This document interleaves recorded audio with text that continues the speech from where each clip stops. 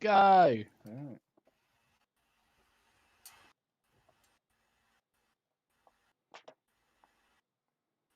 Evening. Can you Hello. hear us? That is the question. Can you hear us? Team Able. Can anybody hear us? Is anybody We do this there? every week. I haven't turned it Oh, on. shit. Oops.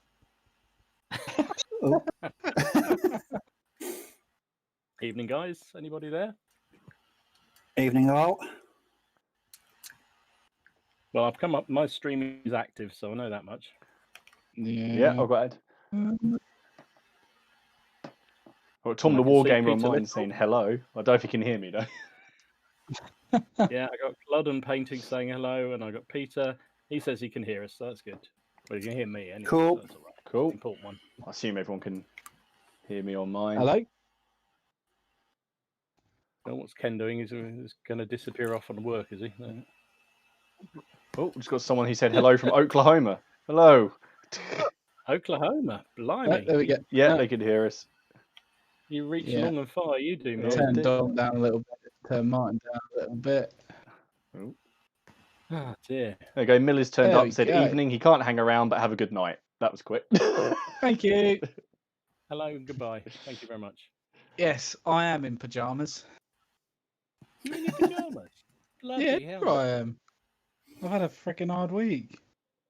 Oh my god! At least he's not wearing his friendly nightie. That's the main thing. Yeah, well. Oh, Martin, that special gift that I ordered has been dispatched today from Canada.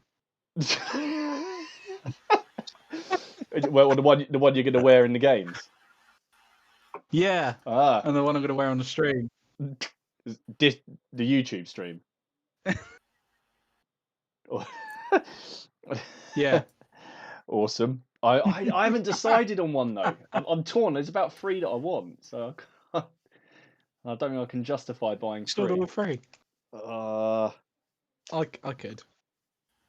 Oh dear, what are you two up to? I could. Well, let me put it this way: I can justify it. I just don't know if I can justify purchasing it to other people.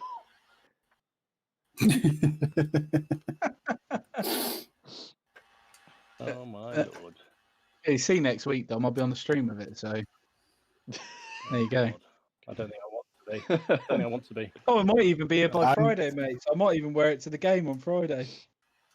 I'm mildly terrified now. Great, isn't it, Martin? Well, Yeah, I know what you mean. I'm the same, Steve. I'm completely terrified by what the hell these two have been cooking up between them. Great. Oh, That's my. all it is. But yeah, good evening, guys, and welcome to the Old Plastic Crack podcast. It's lovely to have you here with us this evening. And if my phone will stop making a noise, there it goes. So yeah, how do we want to kick off this week? Shall we talk about what we've all been up to? Go on then. Why not? Yeah. What have you been up to then, Steve? Oh, go on. Quick sound check. Oh, hang on a second, because some of the guys said you lot were all a bit quiet. So can you talk? Hello. Hello. Hello. Hello. I got Medieval Warriors saying he can hear clearly on my stream, but not on your guys. I don't think. Okay. You should be able to hear on mine. I could hear you on mine. Hang on. Unless I've turned you all down a bit. I don't know. Oh, someone's double talking. That's me. That was me. I just turned it up for a second to check. Try that on default. See what that. Evening, Steve. Evening all. Dressing up as a dwarf. No, not. Try that. See if that works, guys. No, but at least you now got the next one sorted. Yeah, that's the next one. Yeah, but you can see what I've been doing in the background. I've been putting together some of that Kickstarter stuff. Dom, the old cardboard stuff. Have you? Those cardboard buildings, yeah. Yeah, I'll show them off in a minute. They are very nice, actually. Very nice indeed. They're a lot bigger than I thought as well, which is interesting because they will take up a mass amount of space, which is always good. Can't moan at that, but yeah, I'm looking forward to getting all that done. But so, what you all been up to then? What have you been up to, Martin? Or was I starting with Steve? No, you started with Steve. It's Steve's turn. Go on, Steve. I'll keep it short and sweet. Not a lot because that weather last week almost killed me. It wasn't nice, was it?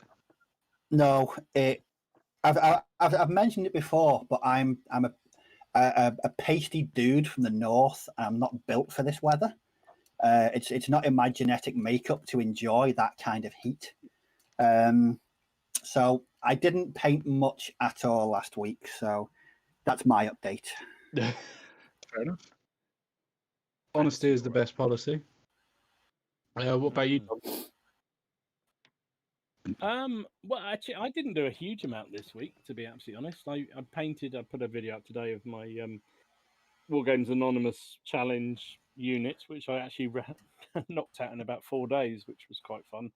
Some Spanish Napoleonic dragoons, which were fun to do. They were some from our friend Dave at Offensive Miniatures.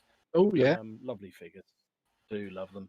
So I did them, and I did some Scythian horse archers. Actually, they're Parthian horse archers, and they're going to be part of my Oathmark army.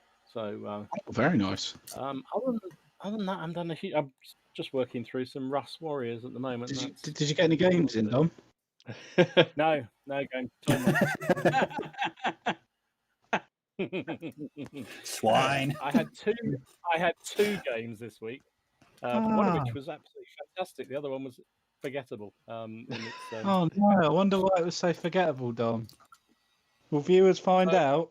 So viewers, what Ken is alluding to, he came up to my place again, and we went into the Garage of Doom, which is now cleared enough to at least get in and use the table.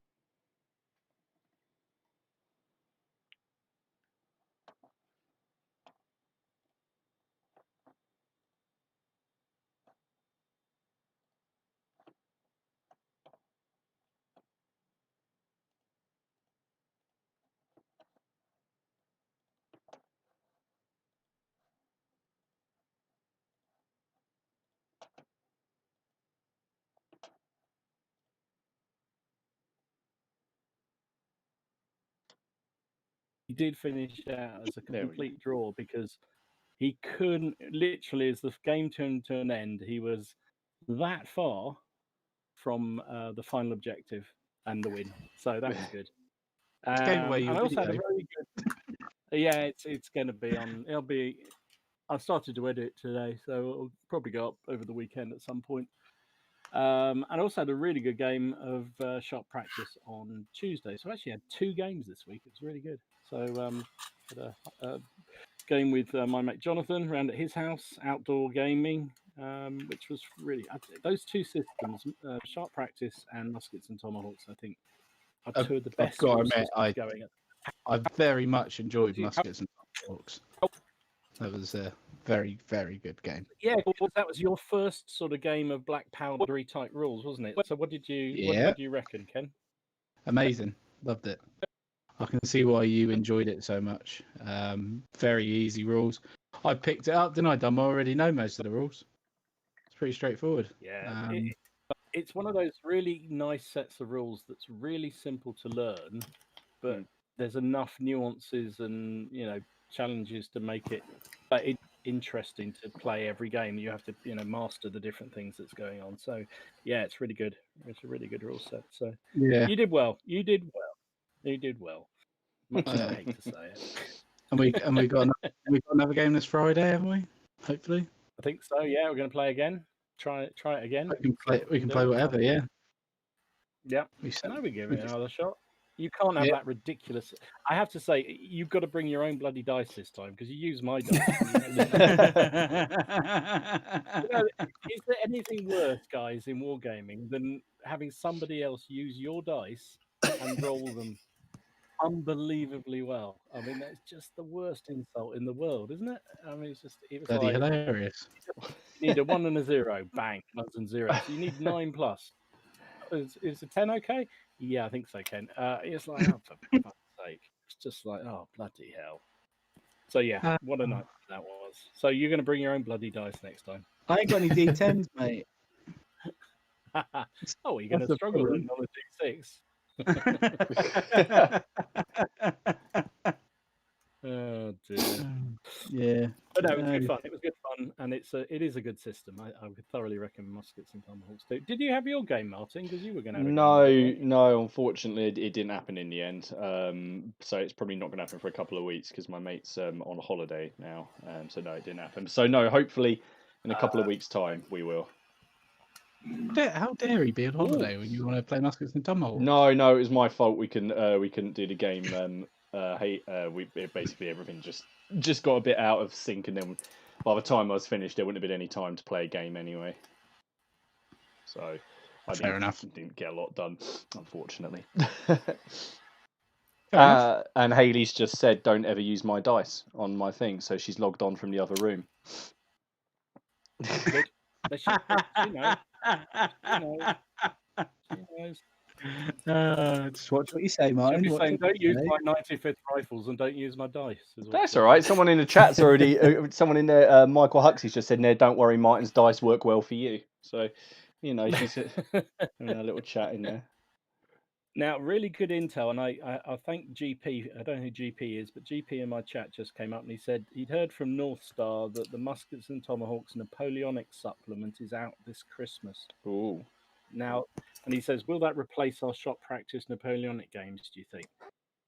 That's an interesting. I don't think it will because it's a smaller scale game, but it will challenge it. That's for damn sure. It really will. I know a couple of our guys who, well, if the club ever restarts, the club who absolutely love Muskets and Tomahawks and will play it over any other system now. So it's possible. It's very possible. I don't know how good it is with cavalry and guns. That's the only thing. Where Sharp can just about handle that. So I don't know. Be interesting to see though. The other thing, I don't know. Yeah, we will because we will play it. But the other thing, sorry, completely. If I forget about it, if anybody's interested, Saga. Yes. If anybody plays Saga, Age of Hannibal. Yes, I am excited about that. Beginning of September. That's going to be fantastic.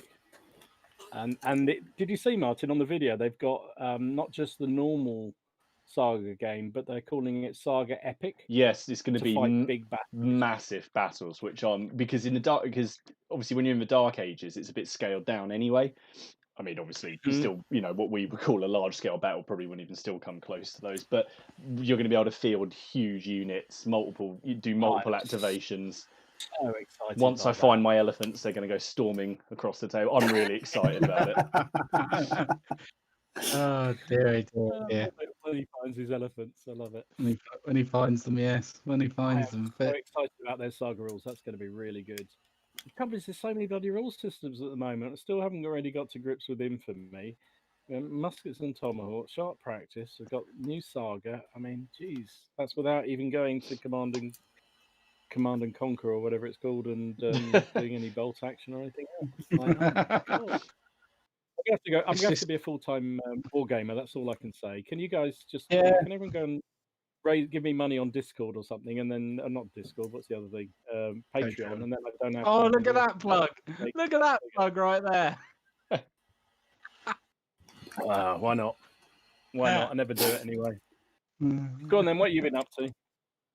My art games. Yeah, I'm painting some 100 Years War. Finishing them off. My delivery through from the Perrys. Got how many archers are in front of me now? 1, 2, 3, 4, 5, 10, 15, 20, 25 archers I'm painting at the moment. Just going to finish that off. I've been building that terrain you can see in the background. I'll try and get one of the houses.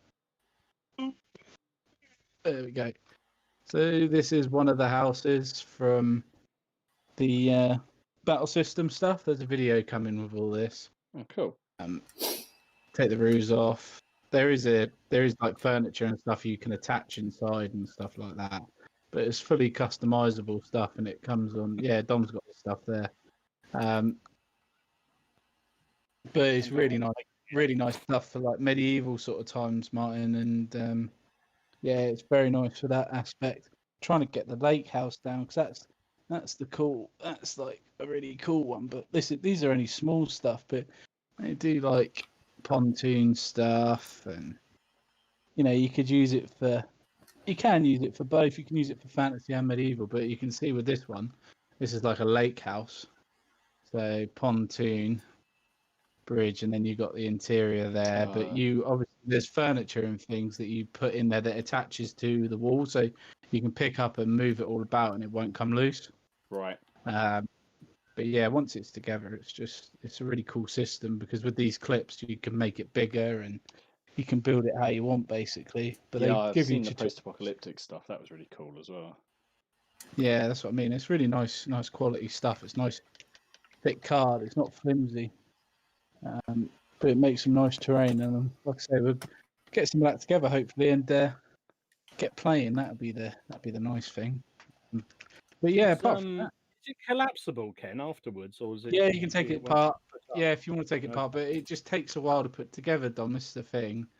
If you once you got it together, ideally you want to keep it together.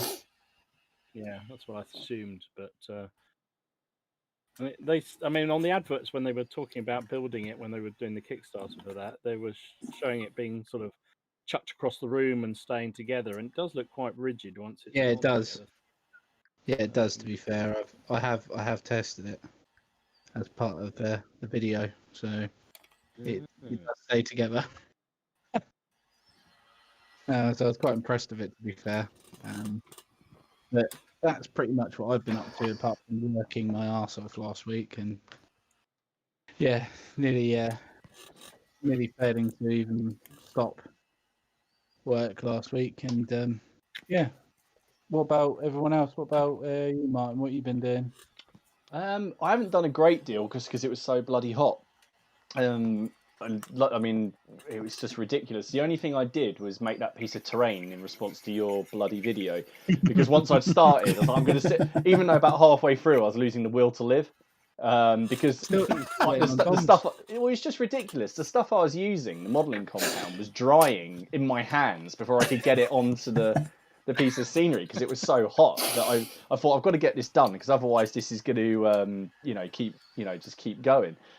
So other than that, I've just, what have I done? I've been doing a bit of research, a bit of reading actually, just into medieval stuff and a couple of other things. Just sort of sat back a bit, and then I tried to sort out the stack of miniatures and to get in here and the sprues and sort of get on top of things. But then because I had that care package from Perry Miniatures arrive, that kind of put that all to one side. So. Yeah, it was nice getting that. To send that out to you, Martin. Sorry? Very decent of them to send it out to you. Yes, in exchange for my hard-earned money, which I just sent straight back to yeah. Yeah, I've got Henry to do as well, so I'm looking forward to doing Henry. That should be quite cool. Oh god! Did you guys watch that video that I did about with the game, the video game, the Kingdom Come Deliverance? Have any of you actually watched it? I didn't know it actually gone live. I thought I just saw a post about you doing it. I thought you just. Yeah. No, it's live. Yeah. Then I will. Yeah, it's 1403. Okay. So it's in the 100 Years' War sort of time period, and it is based in Bohemia. So, check it out. It's I'm gonna do the rest. I'm gonna do the whole game. It's a free roam basically, and I'm gonna play it like because you've got a choice really. You can either play it as you can get down like a man at arms sort of route and get all that sort of armor and stuff, or you can go archer and do archery and stuff and go light. But the thing is with the game is you are literally a blacksmith's son, so you know nothing about holding a sword and firing a bow, so you are absolutely shocking at it at the start of the game, and it takes so much practice to actually get good with it. Right. So it doesn't just gift everything on the plate. You're not naturally born a good archer. You actually have to earn to be a good archer.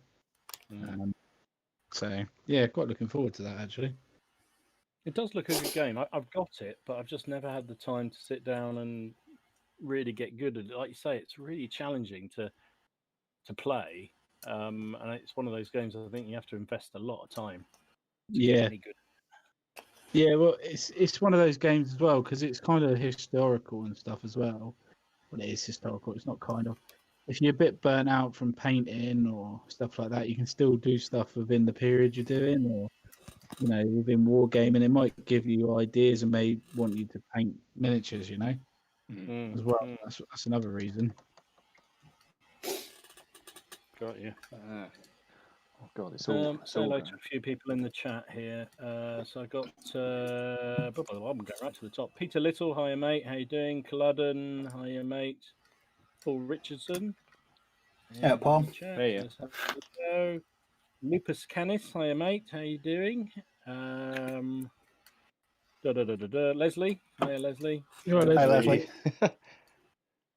So Lupus says he's just finished 6 battalions of Prussian infantry and starting on the cavalry now.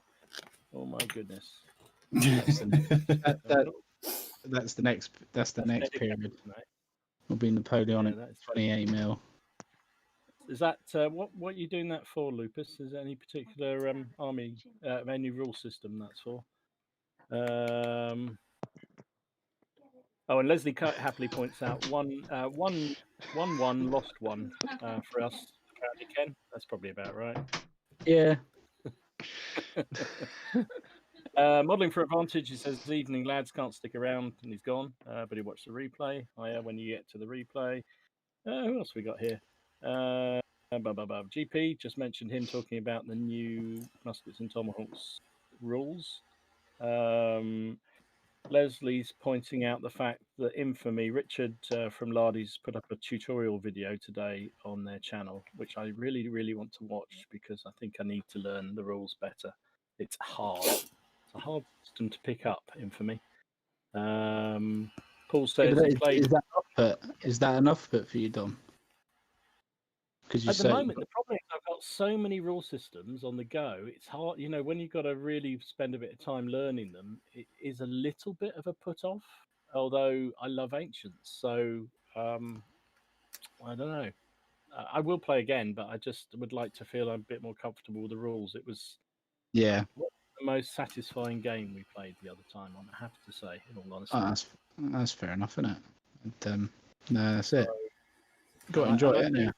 Whilst I do like to win. I'd like to have a better game than just winning for the shit out of it. And it was a very, very one-sided game we played, Alec and I, which was a shame. So we'll see. But it'd be nice to.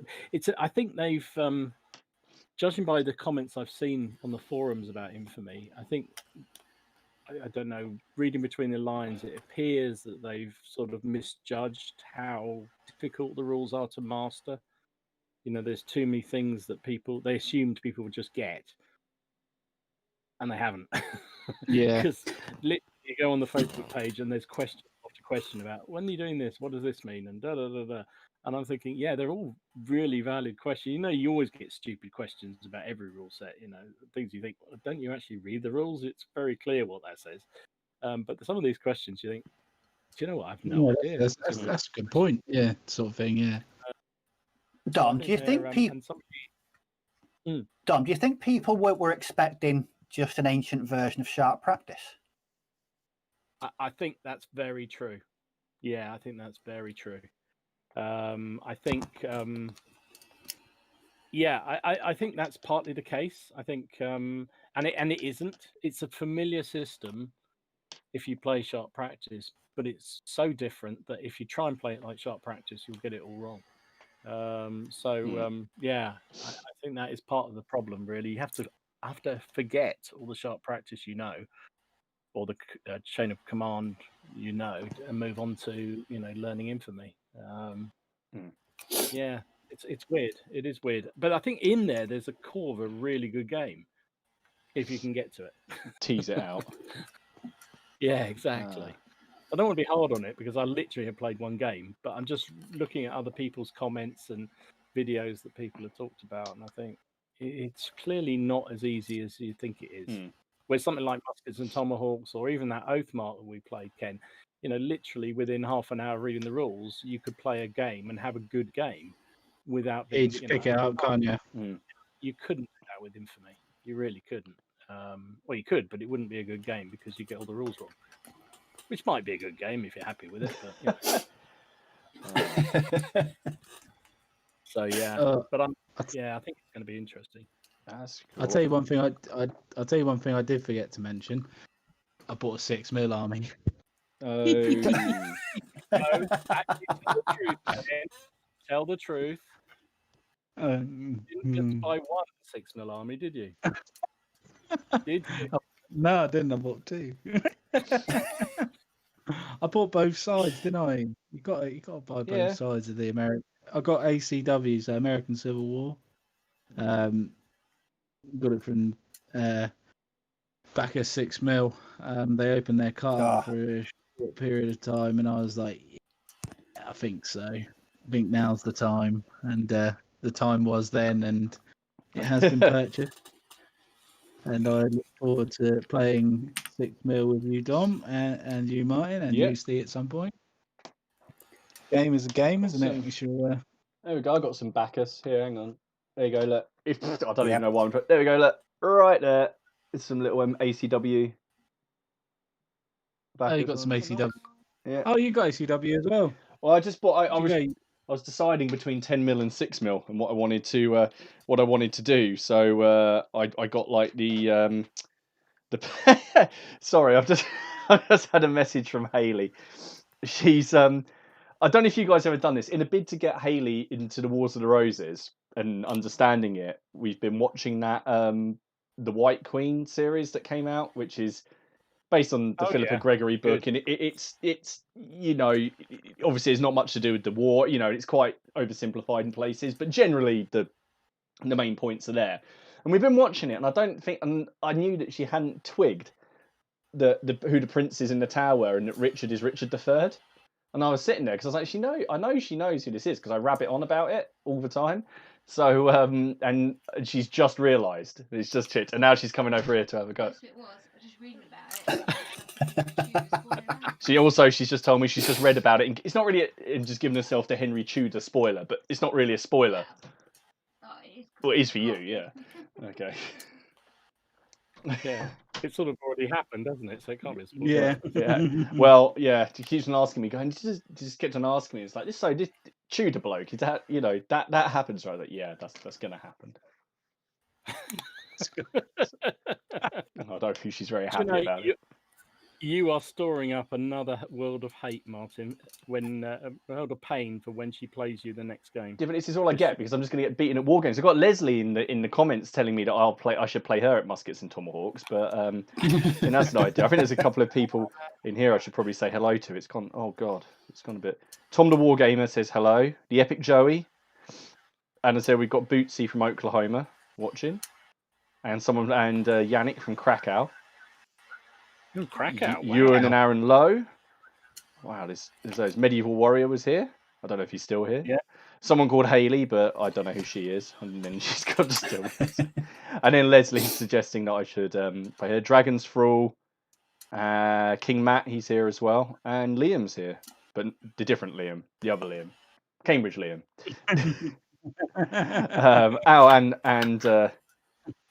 And Andy is here as well.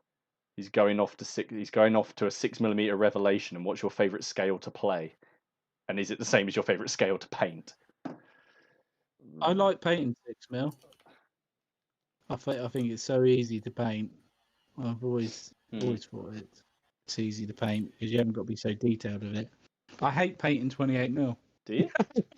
I hate it. Really? Oh. Yeah, I hate it. There's just too much detail. That's why I like painting 15mm. It's that sweet spot between sort of 6 and 10 and 28. So you've got you can fly through and paint 10, 15, 20 at a time, but you're not going to be that focused on detail. So you can like my chain of command airborne. I painted an entire platoon in a couple of days just by batch painting, inking or washing. And very little highlights. But yeah, sweet spot painting for me is 15mm. Love it.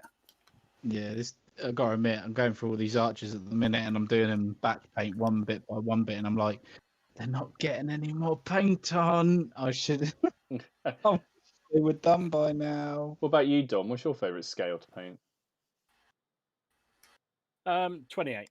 Yeah. I like 28. I was just thinking, I honestly, in however many 30 plus years of wargaming, nearly 40 years of wargaming probably, I have never painted a 6mm army. Oh dear, Never Dom, done you it. should have said that. So Don't need a right. Christmas is coming up. Years ago, I bought a French Napoleonic army 6mm from Bacchus, and I Yeah. think I painted. It might have been 10 or 20 strips, and I put them away in a bag and never looked at them ever again. I don't know what it was. It just, oh God, I don't know where they are. When I moved here in 2011, I threw so much stuff out. I threw out 3 Flames of War armies. I just had the space. I just had to be a bit ruthless when it came to just getting rid of stuff. So I'm afraid they Ugh. I know. They took the chop, did they, man? I wouldn't mind trying painting 6mm again, or at least having a go, because my painting has changed a lot since trying those. Because that must have been about 2006 as well. So I imagine now with the painting techniques that I use, I reckon I could fly through 6mm. Yeah. See, we're always going like smaller. The thing is, I was thinking about potentially going the other way, because I was looking at those 45mm ones on the Perry site, the Napoleonics, and the. Have you seen them? They cost an arm and a leg. They're £4.50. They're not that. It's not that much. But how many do you need for a battalion? Yeah, but I'm not going to make a battalion. I was actually thinking about when the muskets and tomahawks Napoleonic thing came out, about just scaling it and having it sort of instead, activating one person at, or playing something instead of activating a unit, you activate one. They're just very cool. They are very nice, but yeah, really detailed. So I wouldn't be able to hide like I'm doing at the minute, like where I can see that I'm going to be able to just hide this little bit of armor that I can't be bothered to paint. I wouldn't be able to do that. I'd actually have to make sure that I do everything. Yeah, that's what puts me off. I mean, I see people, some guys who also, when they're painting figures, they'll do these wonderful busts and beautiful big scale models, and I just think, oh my goodness! I mean, it really does show up your painting, doesn't it? Yeah. That kind of scale figure. But yeah, I mean, I think the only thing I was tempted by, there was that rule system, Second World War skirmish system 148, and they have a range. Oh, yes, that looks really, really interesting. That would be fun, wouldn't it? And I think Second World War larger figures would be quite easy to paint. There's not so much detail, and you only need like 5 or 6 figures aside. So that appealed, but I don't know. Yeah, especially because of Pen, I nearly did the same thing. You told me Bacchus was open, and I was so many times there were armies in my checkout, and each time I came away like a good boy. I didn't do it for once. Instead, I'm going to bought a whole lot of 28mm for my next project that I'm going to work on, even though I've got countless millions of bloody 28s ready to be done. Oh dear. And I'm not going to tell you what that is yet, because I'm ashamed, frankly. And I'll keep my mouth shut. Oh, yeah, I told you. No, oh shit. Oh, damn. What about you? Have you ever done 6mm? Oh, you've just showed us those 6mm. They were only from. I haven't got any armies. They were just from a tester pack. I was playing around with. I've got a 10mm set and a 6mm set. So I was trying to decide what scale to do when I eventually do it. And I've got somewhere some. I was going to do 15mm ancients. I bought some Forged in Empire Celts. Some Gauls and that, and that just never went anywhere in the end. I have a 15mm, 2 15mm 30 years war armies, and I have 15mm Germans for Flames of War. So I don't know. I just like 28. I enjoy, after doing all these Wars of the Roses and all the Napoleonics, I like having massive armies in 28mm. While I remember. Because I will forget mine. Do you know those mats you were telling me about? Oh, yeah. You know they were looking for a UK distributor? Is it you? No. They Yeah. have got one. Yeah. There is a UK one, and he's getting some more in stock very soon. All right. Please send me the link. Yeah, because I want to buy 2. What? So you can make a 14 by 10 foot table? Yes. Well, no, 2 ones. I want the teddy bear fur and the other one. Oh, the And the static grass grass one and that one. Okay. Yeah. Yeah. War Games Illustrated were doing a review of them. I saw that Yeah, on their channel. Yeah, because they're War Games Illustrated. They get everything. Gits. Someone's just asked, and I was going to ask Steve as well. They want to know if you've changed location because your camera's pointing a different way. Yes. I've just moved the camera. Same place. I've moved about 14 inches in front of me. Same place. Still under my lamp. Still sweating bullets. But apart from that, no. Yeah. Love it. I do. It's funny though. I mean, talking about scales again, I do like 15mm. I've got quite a lot of 15mm figures. I don't like painting them very much, but I just think what I do like about them is on the, being able to do some really big battles without having to take up a huge amount of space. That'd be cool for ancients, like Martin was saying earlier, wouldn't it? It would be pretty cool for ancients. You can understand why people do that with chariots and all that sort of stuff. Hmm. Even that's what I used to do all the time. Ancients and Napoleonics, and it was great because you could, like you say, I think I told this story a couple of times, but back in the early days of Salute, we put on a demonstration game, big game of classical Indians against Macedonian troops, and it was like I forget the size of the table. I think it was about 10 foot by 4 foot table, something like that. And we had, I think, about 50 or 60 elephants on it,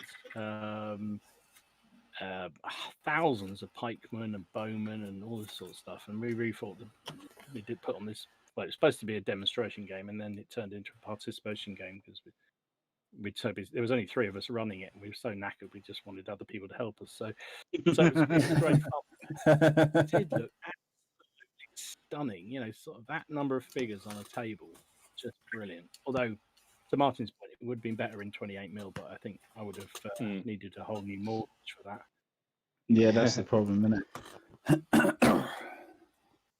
It's one of the dramas of 28mm, but I think they've come down in price a lot by comparison to what they used to be. I mean, the availability of plastic figures, but even metals, I don't think as quite as crazy priced, certainly for ancients and Napoleonics as they once were. I really don't I've got Henry V and 5 other figures.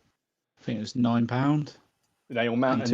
Two of them are mounted. Two are mounted, and you get the just the standing as well. So you get both, which is really good. So you got like 8 models for $9.50, and they're really detailed as well. So yeah, you can definitely see they are a bit cheaper. I think by proportion Yeah. So what about so for rule sets for 6mm? Because obviously these rules come with I think is it Poemas? Begins with a P. Oh, yeah, the one on the back of site. Yeah. I can't remember the actual name. You can adapt whatever. I mean, you can use black powder in 6mm. You just need to adapt it. Rick Priestley's done some Hell Caesar modifications for Bacchus's website to say, this is like a 6mm version of Hell Caesar you can use. Yeah, no, you can do the same thing. I've got an ACW game called Pickett's Charge that I bought to very good to do it. I got that off the Lardy site. I think Lee from the Battle Bunker. I think that's his favourite ACW rule set. Yeah, it's pretty. You're right, Steve. Yeah, it does look pretty good. I think that would. I was impressed when I read through it. It looks quite cool. You have to play some ACW, mine. I know. There's a lot there's a lot to play. There's a lot of games to play. But someone's just said, which I think might be one of the best questions I've ever seen. If you guys don't mind, it's very short. Go for it. Yeah, go on. What paint range tastes the best? We're all painting, isn't we? We all do it. Like I said the other week, let's have a look. Let's look at my spice rack, shall we? This is Vallejo burnt umber. I can pretty much accurately tell you that this stuff doesn't taste very nice. I thought I'd dip the brush in the water, and I hadn't, and so I just put a loaded brush straight in my mouth.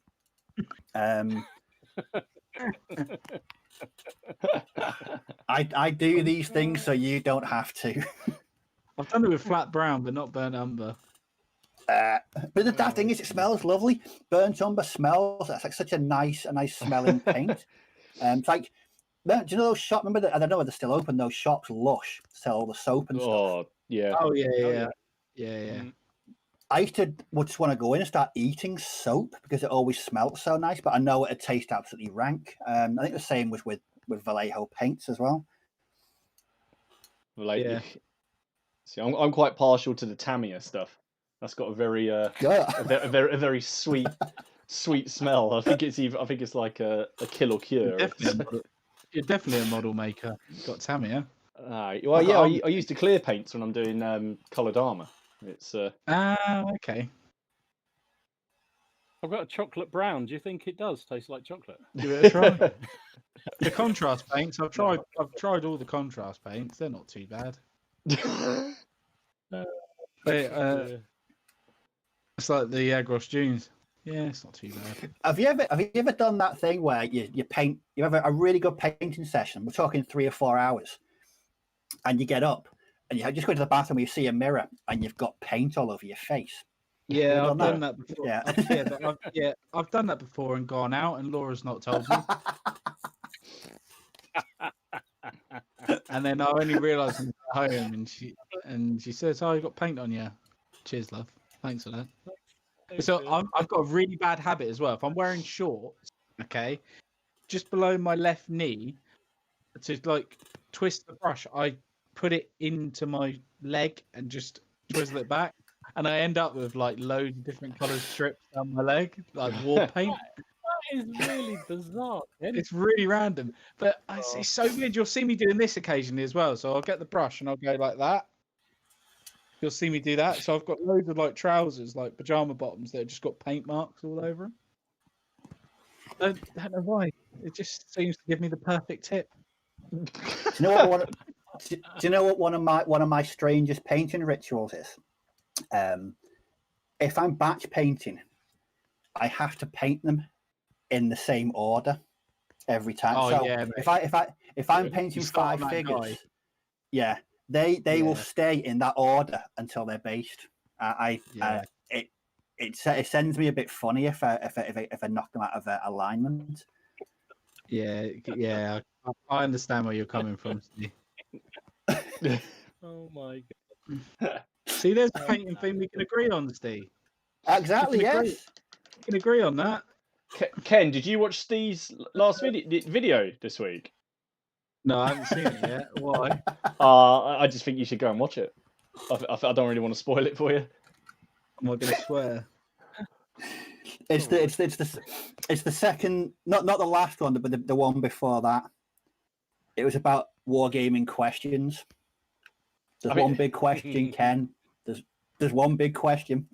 It's a base. Not to base. He's going to look at God. I'm not going to fucking fall for it. No. You do every time. You will this time. I've had a good week. No, so far. Please don't ruin it. I was on from that there was a good question. Jim from Mary Hinge. Do you paint the underside of your tanks? Sort of. Yeah, base coat. Base coat. Well, because mine's a base, so it's fine. Don't need to. Your tanks are not based. They're not all based, are they? They are now. I do it to annoy you. I base coat and put a dark wash on it, and that's about it. Yeah, that's about it. I used to have I like don't a oil spray. I can't remember what company made it, but it was like it was an ink, and it didn't actually have aerosol. It was weird. It was, but you just spray it, and it just looked like oil. It would just then get that nice separation, like the rainbow. I used to just spray the bottom of my tanks with that. It looked quite cool. Yeah, but it's no. easy with an airbrush, isn't it? Though as well, painting Yeah. a tank with an airbrush, it's pretty straightforward. You can just put a prime coat down, and it's all right, What about But, you, Steve? What do you do with it? It's left bare. It's mostly bare plastic or resin. It was like when I was making that bloody the Puma set, and the Puma set from Warlord has got the most overly complex, convoluted like axle and suspension system. And I was sat there. I was doing it for 15 minutes, and I thought, no one's going to see this because I'm sticking it on a base in about 10 minutes time. And I wasn't rightly happy then. No, honestly, do you know that Puma that I've got from Warlord is near enough all the wheels are magnetized now because they've snapped so many times. I've magnetized them all. Well, if you had it on a I've only used my. Yeah, that. Yeah, it wouldn't. It's a good idea. I've only ever used my Puma once. It got knocked out in the second turn by a Japanese tank. Really? Yes, it was very embarrassing. Yeah, I was going to say they're a load of old shite. I don't know. I think it's a good question. Though. I think my tanks just whatever I base painted them, base sprayed them, because I tend to roll them over just to make sure that I've got everything covered properly. So while I'm there, I'll just do the bottom with them. But that's it. Really. Yeah. I don't think there might be a bit. I tell you what from or whatever. I tell you what was interesting in the comments to that video. Just hearing about what other people do. So some people base tanks. Or don't base tanks and vehicles, but they will do with artillery and like 2-3 man teams. Some people like me base everything. Some people don't. They'll only base infantry and that's it. So it was really, really interesting just getting a take from the community on what their views on kind of mass basing. Yeah. Well, at least the sensible people said they don't base vehicles.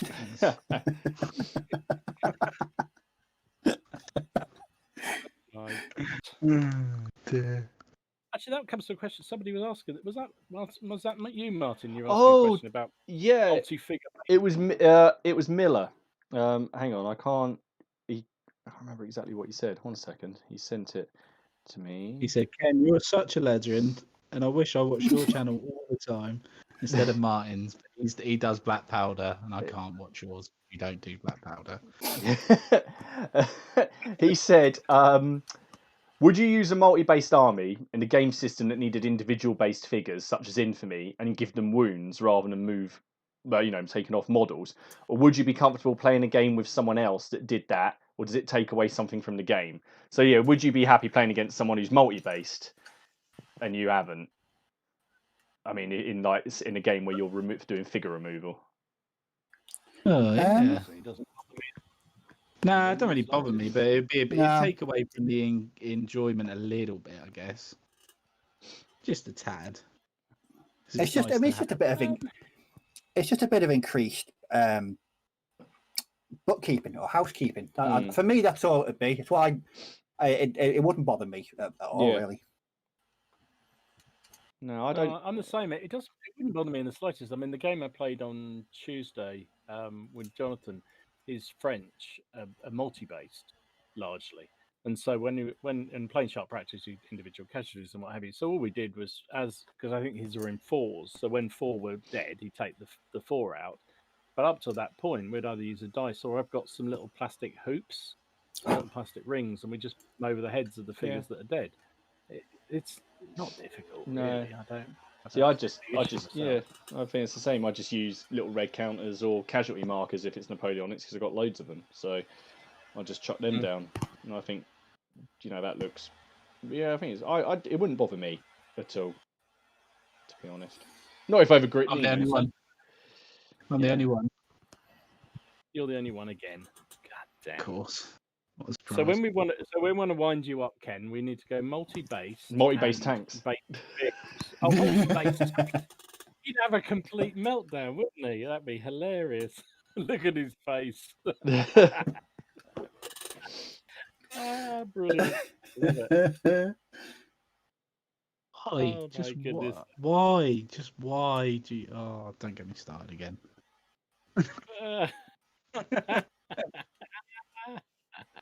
Oh, love dear, that. dear.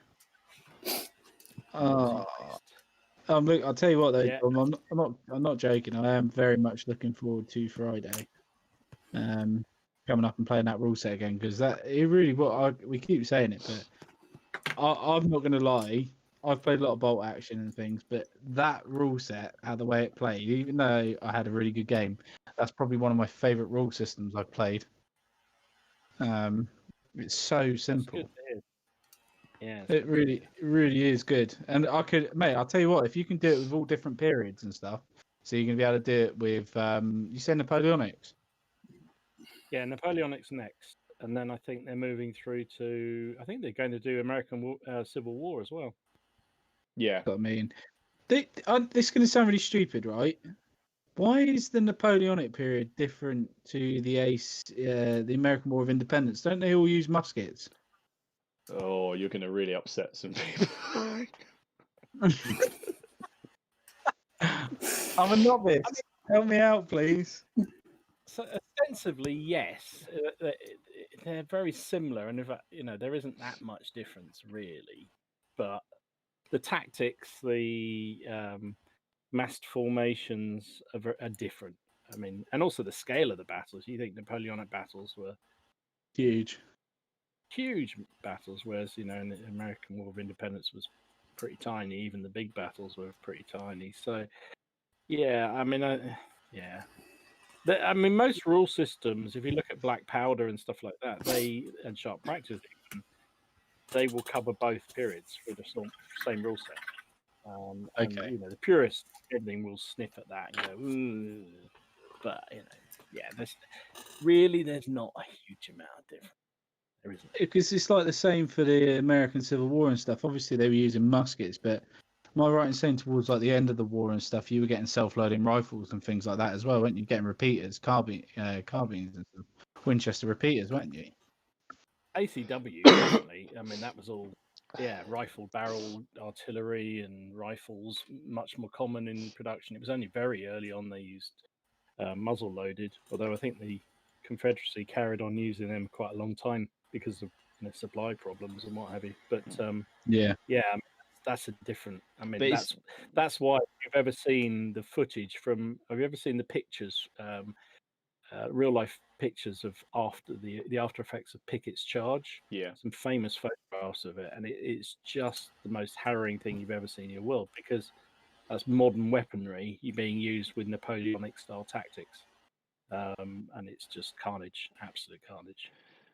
I mean, that's the thing. It's completely different. Napoleonic troops would train completely differently. So the whole thing was, as Dom said, just totally different. I'm just seeing if you've upset anyone on my comments. Yep, you have. Yep, I am. Got to, but I am severely upset. And I'm mad. It's brilliant. I But one of those apologise. is so it's fine. I apologise is all I can say, because I am new to the period. So be nice to the people that are new to the periods and don't know, because everyone's got to start somewhere. In basic terms, weapons are not that different. I mean, no. to be honest. No, that's what I thought. So I'm gathering the tactics different. That's what I was gathering. I gathered the tactics were kind of different, and the things is different. Yeah, exactly. It's like when I started these medievals out. To me, I always thought a crossbow had a shorter range than a longbow. Am I right in saying that? Because every book I've listened to, apparently the crossbow outranged the longbow. So I'm even more confused. So which way round is it? That's questionable, really. It's about effective range. I don't think it's very. Yeah, Yeah, because exactly. by the time a crossbow's at the end of its range, it is like died out, isn't it? It's dipping completely, isn't it? So a and I longbow, can imagine you are at range, but you'd have to elevate it so much to hit you're coming long down, range. literally coming on your enemy's head, aren't you? Like at that sort of angle. Mm. It's not going to pierce armor, is it? At that sort of angle. Well, it would if it hit it in the right place, but the chances are pretty slim. Yeah, you're looking for a gap. So there's that whole argument about how effective the longbow really was, you know, as a penetration weapon, and I think most historians now think that it was. This is more Martin's area than mine, but I think most historians agree that it was more of an impact weapon. Yeah. That it hit the soldiers and hit the French so hard that it knocked them off their feet, and actually rarely penetrated, unless it was very close range. So it was just the fact that that ability to, you know, having repeatedly hitting a knight with it's a an arrow psychological thing as well, isn't it? Yeah. bang, bang, bang, bang, bang, wearing them out. Yeah. Again, the problem is that when they do these experiments, they're using one longbow and they're firing against one breastplate. And then They're not using 5,000. you've got to imagine 5,000 that are firing however many shots a minute that they can get off, and then behind this one breastplate, there's a whole bunch of other guys that might be wearing leather armor, padded leather. They've got different heads for the arrows, depending on what they want to do.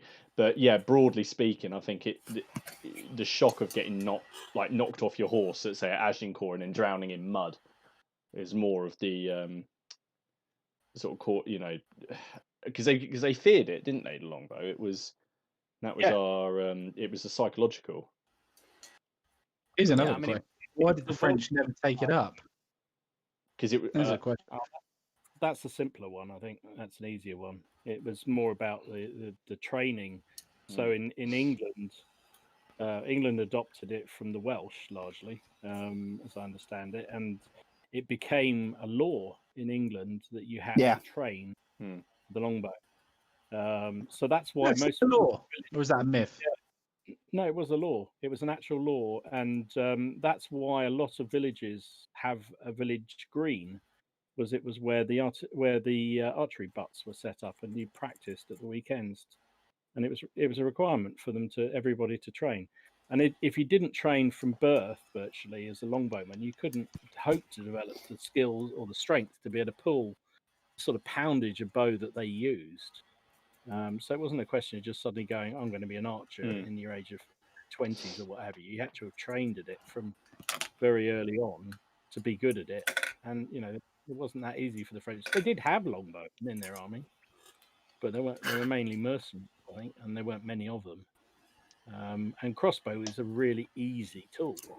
You could anybody can fire a crossbow. You just, you know, point and shoot, basically. You don't need strength, and they developed these really clever ways to reload them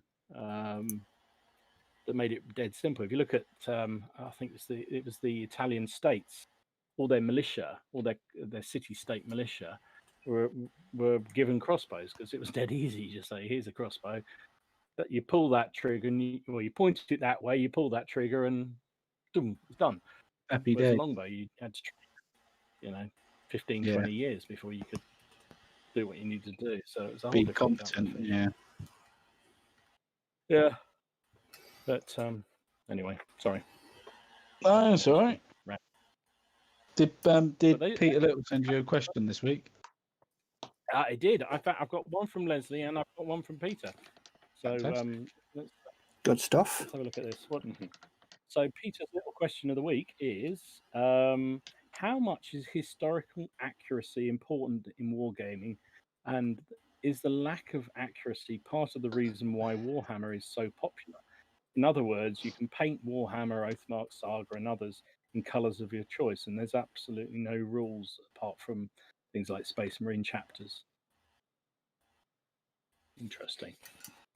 I mean, I guess we're all mainly, well, no, you guys do fantasy stuff as well, but is, you know, the fact you have to, I guess he's probably getting to the point of, you know, is fantasy and science fiction always going to be more popular because of one of those sort of oh, you've got to do it this color, and you've got to have that color button on these troops. I don't know.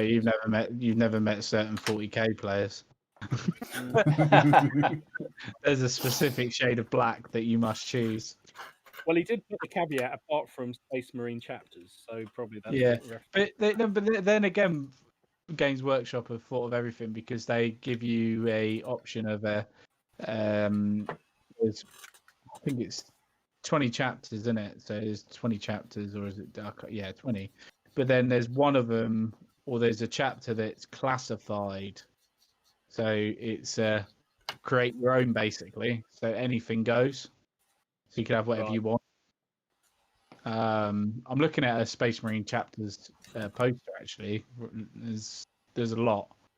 But yeah, no, I think it's more interesting because it's, it's, I don't know, it's sci-fi just appeals to younger people, doesn't it? Just always has. Yeah. When I growing up and stuff like that, I love my Star Wars. I didn't, I wasn't 15 and thought, oh, I wonder what Waterloo's going on. History's what you learn about in school. No, I don't know. It just seems accurate, doesn't it? Well, yeah, I mean, when I started gaming in sort of the early 90s, mid 90s, it was a sort of mix at our games club. There was one week we'd be playing 40k, and the next week we'll be playing a historical. No, it was not normally this Vietnam game we used to play. So I was always exposed on a weekly basis to a mixture of sci-fi, fantasy, and historicals. But I always preferred the historicals. And when I sort of got back into gaming in about 2004, it was all largely historicals. The only fantasy I really play these days is Blood Bowl. That's it. But everything else is pretty much historicals. But the painting thing. Yeah, I know. I can certainly see why that would put certain people off, especially when it comes to Napoleonics. I've heard some horror stories about people's Napoleonics. Yeah. No, I can imagine. I actually almost get twitchy trying to paint fantasy figures because I don't have a uniform to follow. If that makes sense. Because I'm so used to doing historical figures, and I sort of know roughly, while I won't be complete button Nazi. I'm not going to get so worked up about every last color scheme, but I'll try and make them roughly, accurate. But then when I get to do fantasy, like I'm doing these Russ now that I'm going to be using as part of my fantasy army, and I'm just sort of almost trying to come up with random ideas for colors, and I find that really hard. Yeah. I'm not used to it. Yeah. If I were a traditional Dark Age army, I'd know I'd use lots of dark colors and lots of browns and a bit of reds and all those kind of things. But it's fantasy, so I could use pink if I wanted to. Yeah. But I won't because it's weird, and I find that quite awkward. It's like the opposite for you, sort of thing, isn't it? Yeah, very much so. Yeah. Very much. No, it's understandable. You have got sometimes it can be a bit more creative juices and stuff, and I used to want to paint it like the box. I think when you first start anything, you want to paint it like the box art. And yeah, I wanted to do it like that, but nowadays it's since doing these medievals, it's opened my eyes that there are so many different shades of colours, and everyone could be wearing a different shade. And maybe planning as well, maybe plan out my colour schemes a bit better. So like before I just jump straight into a project, maybe plan what I actually want them to look like in future. Because I'm really happy with all these different. See, I can imagine some people would go mental if they saw my 100 Years War Army, because I've got about 9 or 10 different shades of blue, 9 or 10 different shades of yellow, different shades of red. Nothing is uniform. I have purposely done not uniform. And I'm sure there's people out there that will go mental about that. But in my eyes, in history time, that's what it would be like. No one's stuff would be the same, really, because it would all be dirty one day, and this Dupont could be made in this place, like we've had discussions before. So I think this has helped my fantasy sort of style because I still want to paint them uniform, which is really weird when you think about it because they don't have to be. Oh, it's a funny one, isn't it? I mean, it's interesting from. It was really interesting to watch all those videos that people were doing about I'm a wargamer and how they got into the hobby and what have you, and it was kind of two very sort of broadly two themes I thought coming out of that. There was the old timers who kind of were massively into military history and they loved all that and they went into wargaming as an outlet. Then maybe via Dungeons and Dragons, various other things, Tolkien type things. And then there tend to be younger guys who largely went via 40k, some sort of Games Workshop, and then moved talking about the historical side here, then moved into the historical side from there. And it got me thinking something somebody was saying on a stream I was 2 weeks ago. They were talking about how difficult and how almost welcoming periods of historical hobbying can be to newcomers into that hobby, particularly Napoleonics was the example being used, that if you were a newcomer to the period where you hadn't had all that background stuff because you hadn't school when you were at school and you weren't interested in it as a kid, and you come out of 40k and you went, oh, I'm fascinated by Napoleonics, and you go on some of these forums and say, what do I do? Can someone help me? And people aren't the most welcoming sometimes around that. No, No. Weird, isn't it? And I think No, for historical games, they're not. I've found this, but then when you go to, you can find some people are really helpful, and then you'll find some people who are absolute arseholes. But I do find that people in the fantasy sort of genre, there's more Facebook groups for fantasy stuff that are bigger groups with lots more people in. And you can go on there and you can get a lot of praise and just ask questions, and people don't seem to mind. But I remember when I first started the channel, right? I put a World War II bolt action figure, and I just put it on. I think it's one of my first bolt action videos. I put it in the bolt action group, and then you had loads of people saying like, "Oh, no, nice. It's nice to see someone using contrast for these." But then you got loads of people just started slating it, saying that's not the correct color, that's not the right shade, that's not this, that's not that. And I'm thinking, I did put in the little text at the top, this is my own interpretation, doesn't mean it's 100% historically accurate. This tutorial is designed for people that don't have much time to paint, but want it to look roughly like it was. yeah. And you still have people going mental, like, I was just like, do you not read the little chat bit? No, Ken, something similar happened to me on the bolt action group. When I kit bashed those Luftwaffe Field Division, I posted some pictures, but I prefaced it with, look, these aren't accurate. They're kit bashed. I'm aware the uniforms they're wearing aren't for the period that I game. They're not 100% accurate, but it's my interpretation of it, and it's how I want them to look to differentiate from it on the battlefield. But there's still a few people saying, "Oh no, that those uniforms have been phased out by 1944." And I was like, "You seem to be labouring under the You seem to be labouring under the misapprehension that I care what you're saying here." And it does annoy me sometimes. But I think if you say them as well, or like you said, if you start off a post that just says, this is my interpretation, they're my figures. I can paint them how I want. What I don't want is to be hauled over the historical coals over what colours I've decided to paint my 28mm toy soldiers. Yeah, that's my rant. That's my rant over for the night anyway. You think about it, Steve. Imagine if that's the first time you're ever going to put something up on the internet. Yeah. And all people are doing is slating you. It might just completely discourage you from carrying on, you know? Well, no, something similar happened to my friend who started his Russians. He just put up a picture on a Black Powder Facebook group, and he just hadn't used a green particularly that anyone else considered, that was used, and that's put him off carrying on. He's just a bit like, well, yeah.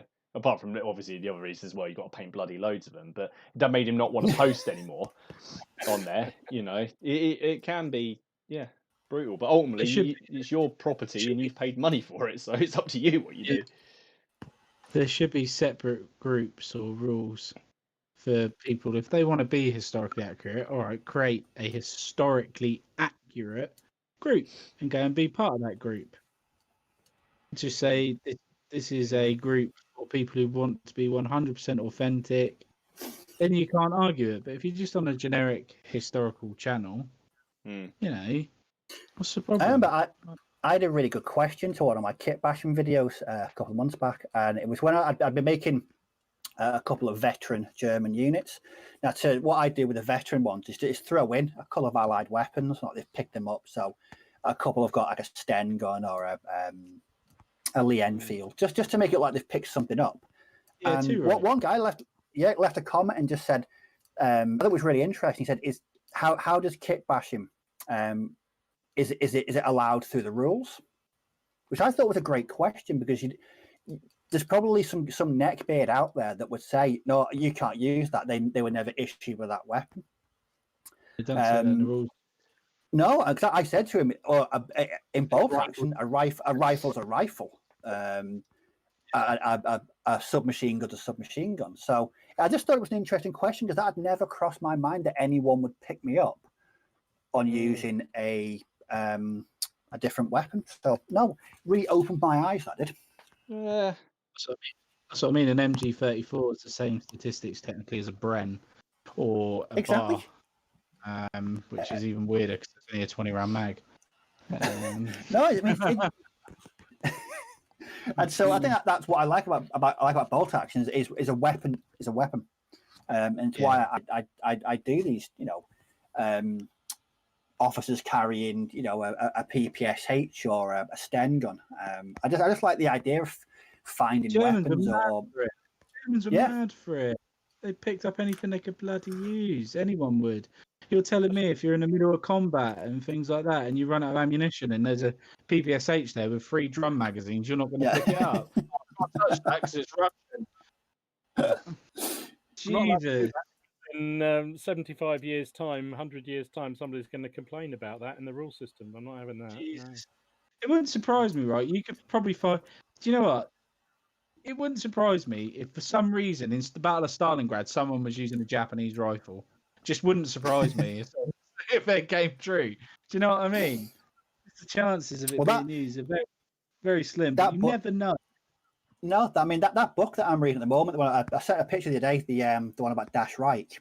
Yeah. There was an interesting story in there. There was a German officer, and his preferred weapon was a Sten gun, despite its limited range.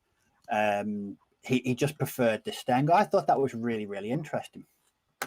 Like it, yeah. Why not? The point here about, he said, if you only have to visit a museum and you can see all the various uniform colours and even the same sort of regiments, the different colours that the uniforms were, and different caught up in different eras of uniforms that they were equipped with, all that kind of stuff. So it's bollocks. Yeah, I got the Epic Joey on my chat. He's just said that he's in the reenactment community, and he can agree with a lot of that, because you get a lot of people who are sort of into historical snobby on details, particularly people who say, that sword isn't curvy enough, the helmet isn't shiny enough, it's got the wrong hilt.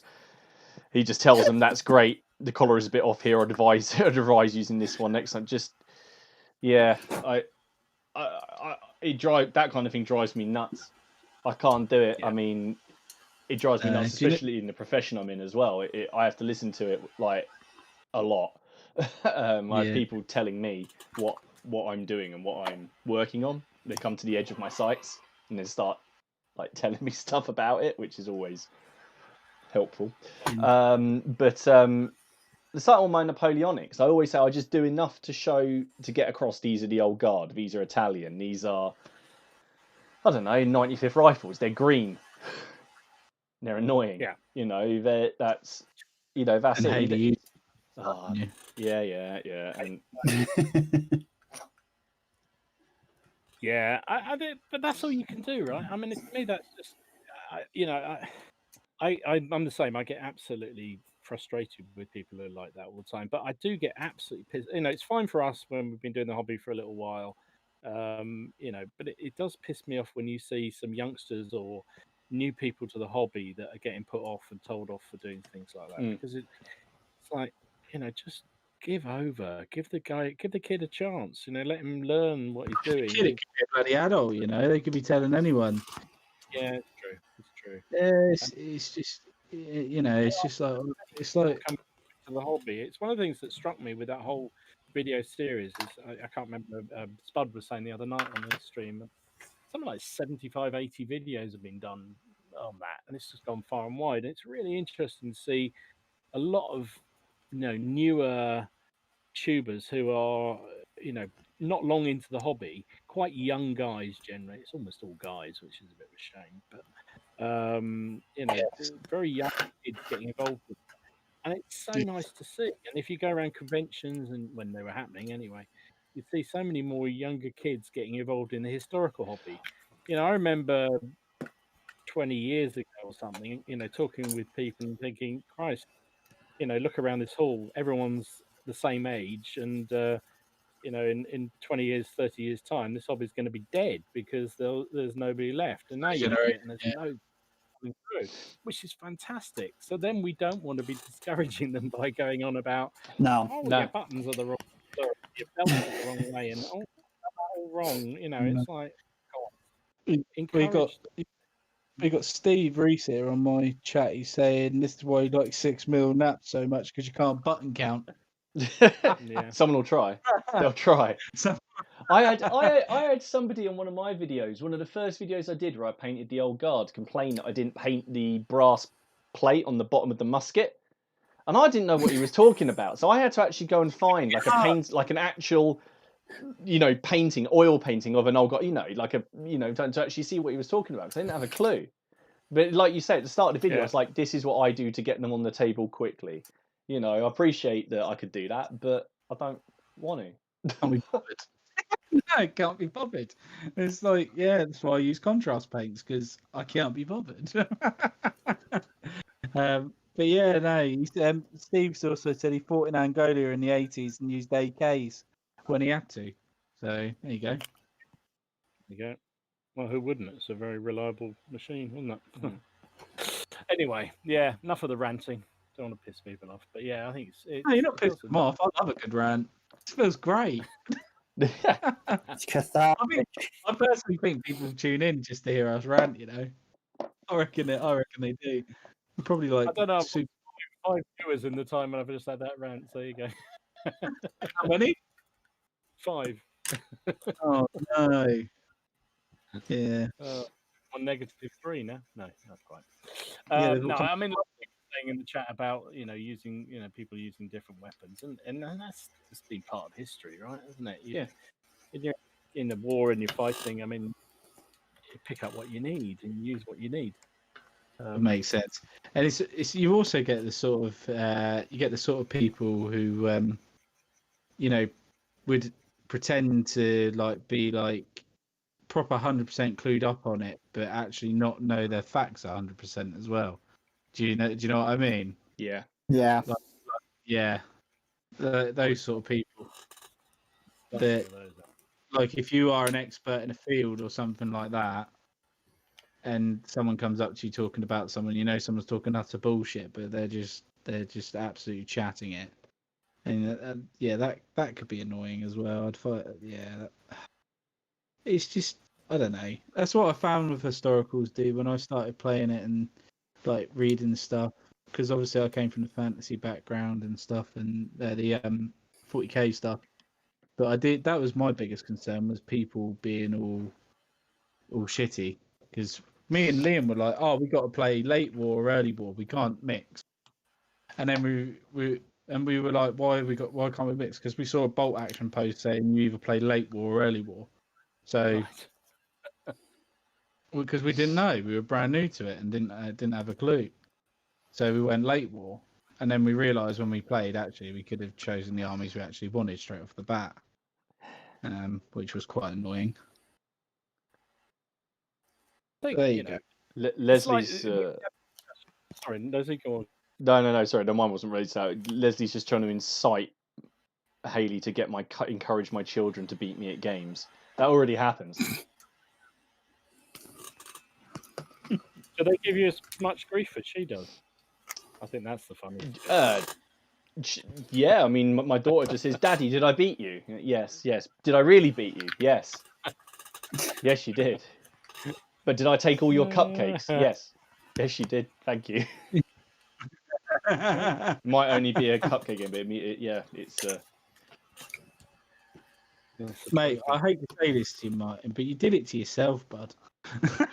Yeah, and yeah, I know. Tell you It's what, all right. I'll tell you what, I'm jealous as anything because you have a wife that plays fucking Yeah, games but with you. it's a bit like Dom You said. Get any game. I don't mind losing. I just like playing games. And if we can have exactly. I mean, I was really just going back to what Dom said a minute ago. Actually, there was someone on one of my last Black Powder videos said that they were a 40k player and they've watched this and they're now really interested in historicals and they've only ever really played 40k, but now they've ordered like the starter set for Black Powder. It's like great, brilliant. Try something else. Just do what you want with it. You know, there's so many games out there.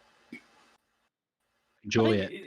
It is one of those things, isn't it? I mean, I think there are so many things. There's so many rules. There's systems. There's so many different periods to play in historical. I really just got to have a crack at it. Yeah, well, that's the bastard, though, isn't it, Dom? That is the crop, isn't it? There's so many different things to do. You're like so many different projects always on the go. Yeah, well, yeah. You can never know. You can never have too many projects, mate. You know that. Nah. No. I've only just noticed though, Martin's actually really has tidied up all that space, hasn't he? You haven't got any figures out. I've only just noticed. No, I've got some. I've got 24 Prussians, 30 odd Wars of the Roses. But yeah, I had to have it was getting a bit silly. Yeah, I packed away over 100 medieval miniatures and a whole bunch of other bits. So yeah, they've got a new home now. Sorry, got it in on you. See Leslie's question. He was saying, we sort of covered a lot of this in those videos, but he was asking what got you started making videos and what kit do you use to make videos with, and has video making almost become a hobby in its own right? What do you reckon, Steve? I started. I think I covered this in my I'm a Wargamer video. The reason I have a YouTube channel is because I finish things. It's like a sort of online painting blog for me. Before I started the channel, I was getting a few things done, but I had such a poor attention span. I was jumping all over the place. I never actually finished anything. But since making videos and engaging with people, and people want to see the mainly the German bolt action stuff that I do, I just paint a lot more. But I'm still using the same equipment that I've used from the very first day. It's a Logitech C920 webcam, just a clip-on microphone. The only thing I've changed is editing software, because I can never really find the one that I like. I use two at the moment because one's got better effects, and then the other one's a bit more reliable. So it kind of depends on what kind of video I'm making. I jump between the two. But I'm not really one for for splashing out. But yeah, I definitely agree. It has become a hobby in itself, video editing and just making videos. It's sort of an addition to the wargaming and the painting. Hope that makes sense. No, I agree. It does become, we've talked about this, Ken, haven't we? But it's like you're always trying to think about what you're going to do next as a video, and you kind of feel, almost like you owe a video to people to watch, and so you have to sort of think, oh, God, I haven't done a video this week. What can I do? And what can I think of? What's going to be interesting and entertaining? And some weeks it's really easy. Some weeks I find myself almost trying to stop myself videos because there's so much stuff to do. And then other weeks it's my God, I don't know what to do. And it is weird. But it is definitely a hobby in its own right. But I don't know. What do you film on, Martin? I use my phone. But I've got a really, really powerful camera on my phone, which just shoots really well. And that's what I've always done because I haven't ever.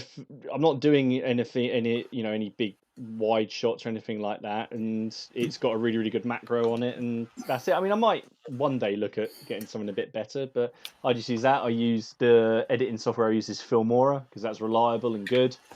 I've always used that because I already had it. But yeah, I'd say it's definitely become a hobby in itself. I do a bit like you guys just said. I sit there thinking, what kind of video should I do? Should I do a painting tutorial or shall I do a general update? I try and do a general update once a month on what I've done. I do like do that. A lot of people seem to like those because you do get a lot of views on those. Yeah, a lot of people do tune in for your. So I do stuff like that, but then of course I always wanted to do battle reports. That was my, one of the reasons I started it. I wanted to do battle reports for games that I didn't think got enough attention, basically. Yeah. I'm not going to lie, Martin. I'm going to steal your battle report format because it is bloody good how you do it. That's all right. You can just put like a little attributation at the bottom. And go, thanks, Martin. Yeah, the thing is, it works really well. It works really well with black powder. Yeah. Because obviously you do all your moving, but you both do it all simultaneously, don't you? And then you do all your shooting. So you do the speeding up of your movement, don't you? And you just quickly go over what you've done, but you can see where you've moved in the Napoleonic. Yeah, if I played it out, the videos it'd just be too long. And I suppose if there was anything really important that happened in that phase, I'd probably slow it down and then just go over it. But so far, it's never really come up. No. See, it's weird because I asked my community on that community tab, do you want the videos to be shorter? Because I thought people might want them short because my videos are quite long for my bolt action battle reports, so like 3 hours, some of them. And people said no, they want to keep them long. Yeah, I don't get it. I don't get it. Maybe they watch it in sections. Maybe it's a section. They tend to put videoing or doing something else, and it'll just be on playing. I mean, that's what I hear for mine because mine are 2-hour-long battle reports, and that's edited. I'll try and edit it down. Even that, I won't be quite as ruthless, tight as you do with yours, Martin. But yeah, I get feedback all the time. That's great because I can put it on while I'm painting and have it in the background, and Same with this show, isn't it?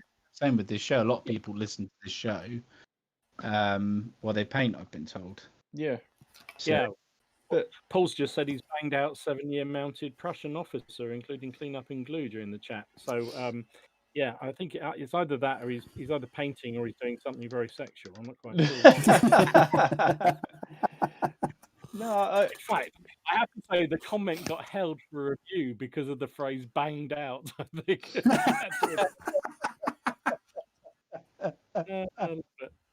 Sorry. Oh dear, it was quite funny. It is pretty funny, but yeah, no, it's I don't know. I don't know. Because Ken, you use a camera, don't you, for yours? Yeah, I use a video camera because I was using my phone originally, but when I started doing battle reports, obviously with phones, the legal requirement is because they can't class them as camcorders because they have to pay tax or stuff on them, right? So they have to cut out every 10 minutes, so 10-minute segments. And that was the problem I had. My phone just kept cutting out every 10 minutes, so I bought a camcorder just to specifically film battle reports. But if I'm doing stuff on the desk, I'll tend to. I've got to admit, I have invested in this microphone. I'm not going to lie, I did invest in that mic, and it is a very good mic for like audio stuff when I did my voiceovers. It's quite well. I think it's cheap. It's like 80 quid, but for like a budget microphone, it gives you really crisp audio. But it's handy as well when we go to shows, because that's why I bought it originally, was to go to Salute, and I was going to do some interviews with people and stuff like that. And it's just you records, but you can also plug it in USB and use it as a audio mic as well. But yeah, I've got lights as well. I just enjoy it as well. It's another hobby, isn't it? It's another little pastime. I've got to admit, sometimes it can be a real drag to actually have to edit something. But it's like with anything sometimes.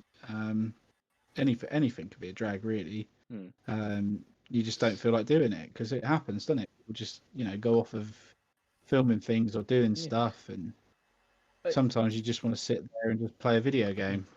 I was just thinking, Ken, you were saying like I find sorry, carry on. Sorry, no, I was just saying. You're saying you want to. You're talking about the video format, because obviously, I whiz it through the orders phase and all of that. But how would you do that with bolt action anyway? Because you're drawing a dice at random every now and then, and That's exactly what I just thought. because that's it. It can only do it. So when I did the Dead Man's Hands reports, because it's random activation rather than a big I go you go system, it wouldn't work. So I had to film everything. There was nothing to speed up because it's only games where you have those certain phases set out where that format will work. 40k would work really well if you played a game. If it's 40k, I just whiz it through the whole thing. Yeah. Lord of the Rings. Just sweep everything. Lord of the Rings. Yeah, no, I might do. I'm trying to convince Haley to play that, but I haven't succeeded yet. It's absolutely amazing. There's guys in Norway that do the bolt action stuff. I forget what they're called now. But they do bolt action, and they speed it up by they'll draw the dice and then they'll cut away. He'll say I'm going to move, and they'll move one figure to show where they were going to move things, and then they'll stop the video, and then they'll obviously move the rest, then they'll restart it again, and that speeds it up a bit. This is the problem as well. People don't realise when we play a game, and like when you play a game, where we played a game the other night, Dom, it's not like me and you just playing a game without filming. When you're filming a game, you're constantly stopping, so we're not getting a complete flow of a game all the time. We're stopped because we're talking about something we might want to mention in a clip, or you might want to talk about and stuff like that. So we're not getting the same experience that everyone else is getting. So sometimes it's nice when we don't film and just have a normal game. I've got to admit that sometimes that is nice when I don't film occasionally. It's like there's been a few bolt action games in the past where I've not filmed with Liam. It's not nice just to play it through and not have to think about what we're saying or be so politically correct. I don't bother with that.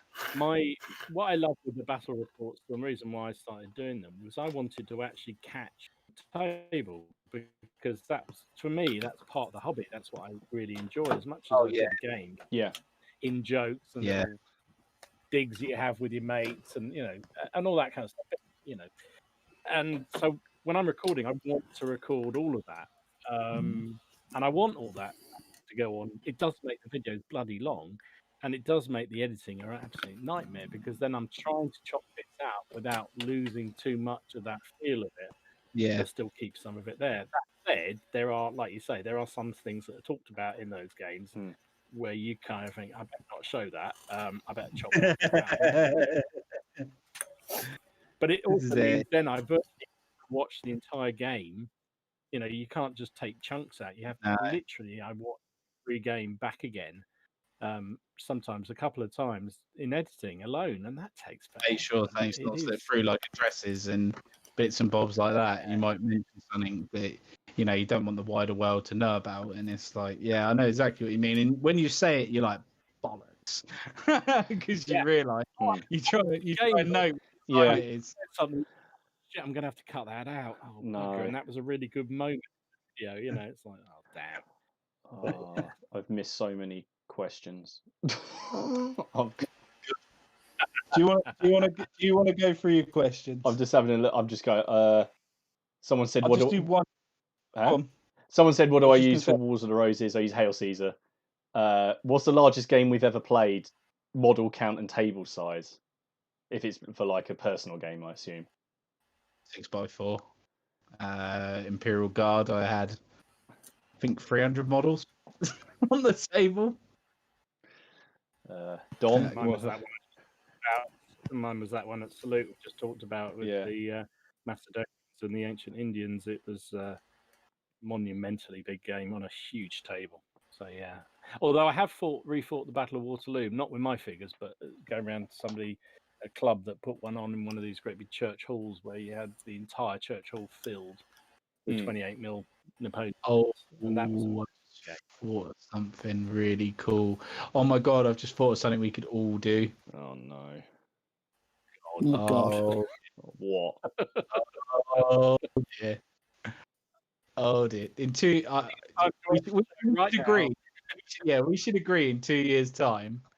We should all take part, and we should do a 6mm reenactment of the Battle of Waterloo. Oh, can't we do Gettysburg instead? Because that's a different. I don't want to repaint loads of fucking Napoleonics. Actually, do you know what? Do you know what? Gettysburg. That is a good idea. In 6mm, because I've got two sides coming. Well, that's all right. You've got it covered then, ain't you? It's not big enough. You need more models than that. We could do it man for man. In 6mm. Oh my god. Can each buy the £100 set? What about you, Steve? What's the biggest game? Biggest game was we had a ridiculously large game of 2nd edition 40k back in the day. It was the Imperium, so we had a mix of Imperial Guard and Space Marines against a Tyrannid Gene Stealer horde, and we played it on the table was about there was the biggest table in our games club, so it would have been 8 by 4, 8 by 6, but it was completely insane. It looked sort of awesome, but actually trying to control it was just beyond the pale, because it just took ages to play. It was just ridiculous. But yeah, it looked good, but I wouldn't be doing that these days, I can tell you that. No. See, I've just done 8 by 6 with my Napoleonics, so that's over 1,000 individual models now, something like that. Pretty big. Something like that, yeah. Well, that's the last game we played, yeah. That's right. You can knock that out in 6mm in about 10 minutes. Yep. You're 6. Oh, jeez. Let's see what else. I just said in my chat that Ken's got a 6mm problem at the moment. Actually, Richard Smith just asked a question about that whole thing about rewatching games back when you're editing. Does it improve your tactics? And wonder about how things could have gone differently. It's weird. I don't really look at it in that way. I mean, there was one game I played. You're looking at the game just for the laugh, really. I can't say I necessarily learn anything from it, other than sometimes I think, "Oh shit, I should have done X, Y, or Z." There was a game I played. Oh, the Oathmark one. I think when I was looking back at that one, there was a bit in it, and I thought, why didn't I charge that unit into that unit? I should have done, you idiot. But I'll probably forget about that next time we play anyway, so it's fine. It's all good. Yeah. No, I don't think I learned from anything. No, I don't really, in all honesty, with it. It's too long to watch it back twice and concentrate on every single second. It's a nightmare sometimes, isn't it? You know, that's 6 hours. And then the bugger's got to upload. My God, that takes ages. That video I did for the Kingdom Come Deliverance, that was 28 gig that size because it was in 4K. So it took like 3.5 hours to upload, but then it took 12 hours to process. Jesus. Because Did you once it's uploaded, I recorded it. No, I recorded it through NVIDIA GeForce.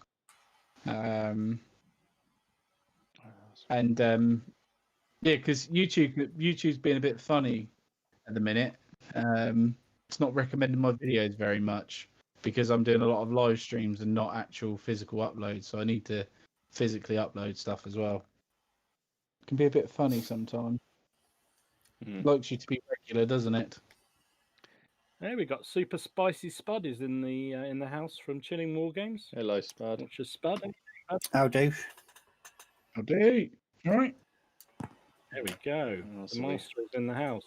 What So what else you got, Martin? There were some other questions. I saw Richard Smith. Well, Richard Smith was saying as well that we were talking about back when we talked about the 100 Years' War, saying we had a yeoman class between the nobility and the peasants, which the archers were recruited from, whereas the French all wanted to be knights in fancy armor. And also the French work off the old school. They were more chivalric. They had this idea of being a knight, whereas we were just quite happy to shoot them at range and then stab them when they're on the floor. So I think does play a part. Tom the Wargamer said he did 40k for a little bit and switched to historicals. Good. Good man. You've seen What else have we got here?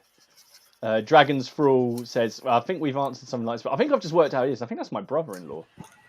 I think that's Ian. So I think he's just said, have any of you got into a painting slump? I think we've answered this, or you guys did before.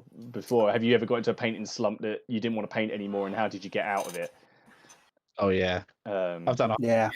Yeah, I just vary things basically, or I just take a week off and then recharge.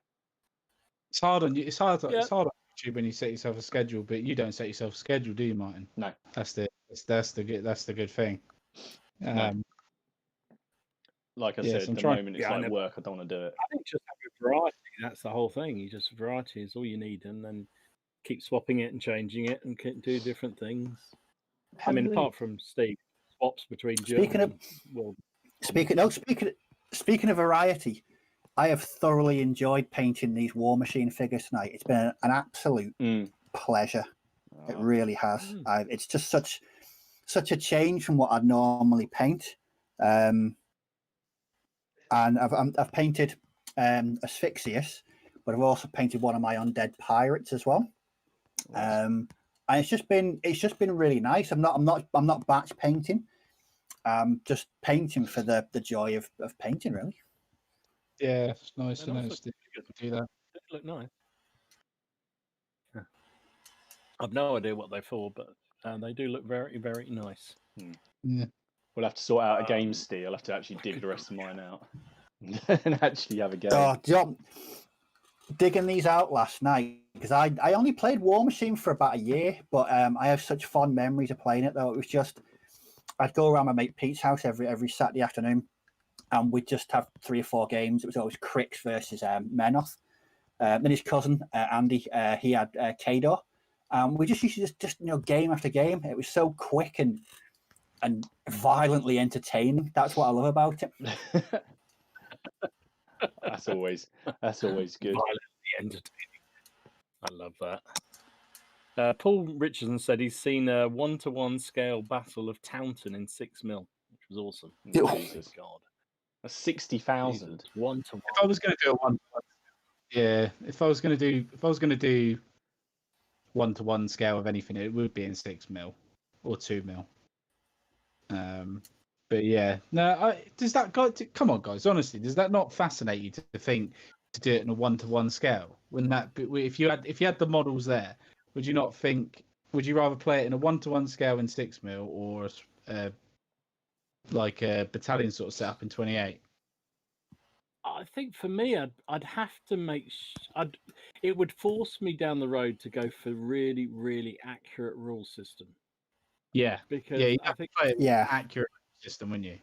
You couldn't just play the sort of just, I'll roll a dice and it's, It'd have to be really accurate rule system, which would make the game really complicated and very slow.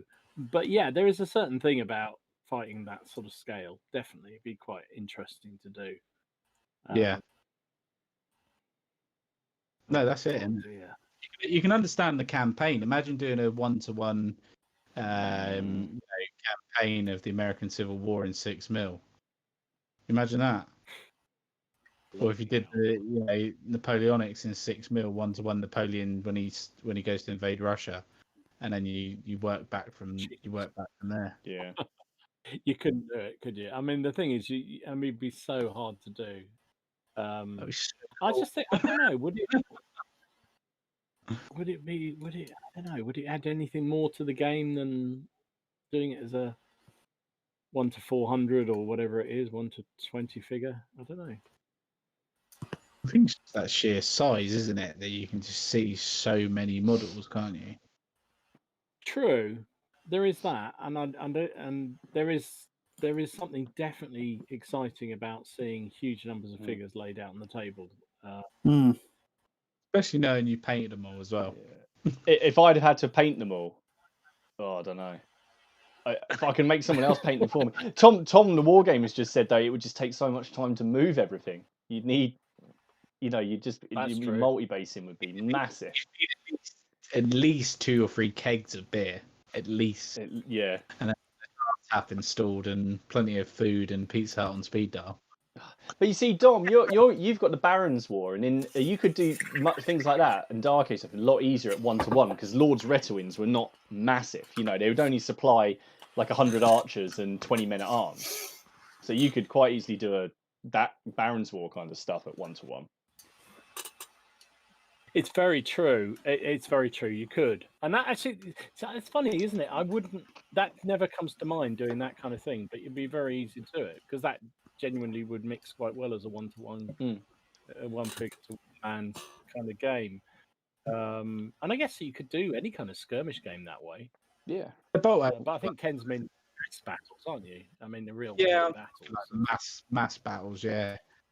I see. I still like that. I like the sound of that rule set that Martin's got for the World War II stuff, the little skirmish. Yes, yeah. I mean, I'm going to be doing a battle report for that soon and sort of an overview for it. Cool. Nice. I think what'll be interesting in imagine Battle of Kursk 1-to-1.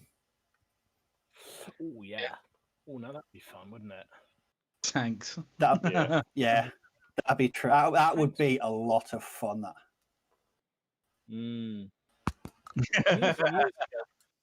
All those bases. I'm not lie. Years ago, I used to do, and that was fun. That was really good fun. You could do some massive battles of tanks. Yeah. Well, look at this. Look at the ship stuff as well, isn't it? The Victory at Seas, that's coming out. That's going to be 1-to-1, isn't it? Planes are 1-to-1, but I'm talking about your mass infantry and things like that. Even this 100 Years War stuff. Technically, I guess you could say that it's 1-to-1 if I've got, say, I'd need what, depending really, doesn't it? Because each lord took different amounts of archers and took different amounts of men at arms. But you could look up historically and see how many roughly they took, couldn't you? So if he only took 60 archers and 20 men at arms, or vice versa, you could do it in that. But there's a lot of men, but you wouldn't get any of the big battles. Sorry, one thing I think would be great fun to do. Think about what Martin was saying about retinues and that sort of thing, but doing 1-to-1, almost like a campaign where you could build the character. So you could name each of the figures, each of the men individually, and they could have a sort of ongoing sort of history of their own sorts. The only problem is half the rules would wipe out after the first battle, and you'd have half the warband was taken down, and they'd be dead. But it's quite. I love that idea of having that sort of running history of a figure or a unit, or kind of bit like we were doing, Ken, with the Oathmark stuff, and talking about having regiments that build their sort of renowned and name for what they've done in different battles. And, oh, definitely, yeah. And you can add stuff to like the unit, couldn't you? Like they like your orcs, if they do something really good, I could give you a dwarf head that they could put on there, like one of their pikes or something like that. Just to note the unit. But I think you could do that with that skirmish, that game, Martin, that German one, that World War II one. Yeah, you could definitely. But I mean, because I think I worked out that I think a 750 point army is about 10 men in a support, or about 5 men in a support if they're veteran. So definitely you'd definitely be 1-to-1 there. I think the idea is as soon as you introduce tanks, you need to be very afraid, because they'll just wipe the floor with stuff. Yeah. I'll tell you what, though. I do like that, don't you? Because that's when you can start to build you get your figures that you've played in different games, and they've done something really funny, something very heroic or something, and you get to really like that particular figure he was the one that happened to dive in through a window and mow down 3 defenders before they could even react or something like that. Those sort of skirmish games where those sort of things happen. See, that's what I liked about Necromunda in the 90s. Yeah. You had your gang of 9 or 10 people, and they'd all take on characters and personalities of their own, and you'd end up hating certain models on your opponent's gangs because you knew they were armed to the teeth, and you'd sod the mission. I'm going to get that model, and he's not making it off this battlefield. Yeah. So I used to enjoy that element, and the good thing was that I'd have like injuries, so they'd lose fingers, and their ballistic skill and the weapon skill would go down, or their movement would be limited. They'd lose an eye. It was just a really good rule set. And when we used to have 7-8 different players at the same time, fighting over this sect of the Underhive. And my mate used to knock up a weekly newsletter on some kind of rudimentary 90s word processing program. But it was good fun, and that for me, that's the best narrative gaming I have ever played with Necromunda, because it really did take on sort of a life of its own. It was just so much fun to play. That's another, to the game, doesn't it? yeah, that's Sorry. That's another question. Is do you obviously we're going to play our campaign with Oathmark. Would you rather? The question is, would you rather play loads of campaigns? So like you had a campaign for Oathmark, you had a campaign for ACW. A campaign for Bolt Action. Would you rather do lots of campaigns or individual games? So if you play with the same person, would you rather keep a load of campaigns going, or would you rather have individuals? I'm steering more towards the campaign side of thing, really. If I was to think about it, what does everyone else think? I love campaigns. I think those sort of ongoing narrative battles or link battles, narratives, and that sort of thing, campaigns generally are great fun. The only issue I'd say with them is that when things start going bad, they can be a bit tedious, because if you're losing, or you're on a roll of defeats, it can be a bit tedious. Yeah. I don't think I'd want to only play campaigns. Yeah. But certainly great fun. I think anything gives a bit more, background or justification for the games is good in my book. Yeah, definitely. Don't know what the rest of you think. I don't know. I mean, I do like one-off games, but me and my regular opponent Ian, once the new Bolt Action book comes out for the Pacific in September, hopefully we'll be in a position to get a few more games of Bolt Action in it than we had this year. But we what we want to do is run through an entire Bolt Action book, the campaign using Marines and is Japanese. So I think that'll be pretty cool to do. I've always wanted to do that. Yeah, I just never had the chance. Yeah. It's just finding the chance to keep moving through the book, isn't it? It's just a shame, really. Sometimes you feel like if you had the whole weekend, so like you could get together the whole weekend, you could bash through so many games, couldn't you? Yeah. Definitely, yeah. Oh, to be young and have no responsibilities. Oh, to be young. To be 19 and not have to worry. That'd be nice. I love it. Then you get a different problem. Your mum says, "No, you're not having your mate round all weekend and staying around till 3 a.m. playing war games." Yeah, I told you before, the only solution, guys, is to become a professional wargamer, and that's what we're going to do. Oh, Miss already said she's going to leave me if I do that. So. Okay, so what if I did YouTube full time? She goes, "Well, you wouldn't be with me, would you?" I was like, "All right." Yeah,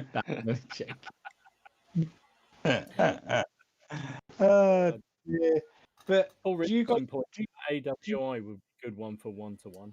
It's quite Yeah. It would be very good for that. Well, that gate, bloody muskets and tomahawks, Dom.